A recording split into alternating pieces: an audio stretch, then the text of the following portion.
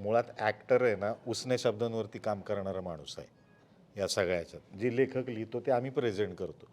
होतं काय तुला ती ऊसाची गाडी पाहिली कधी तू? ऊस बैलगाडी घेऊन जातो बघ, तर ती गाडी खरं तर बैल ओढत असतो आणि आजूबाजूचे कुत्र्यांनी आहेत ना ते त्या गाडीवर कुत्रं पण चालत असतं ते आणि आजूबाजूची कुत्री त्याच्यावरती भुंकून आहेत म्हणून ते एक कुत्रं आहे ना गाडीच्या बरोबर मधून चालत असतं काय ह्याच्यामध्ये.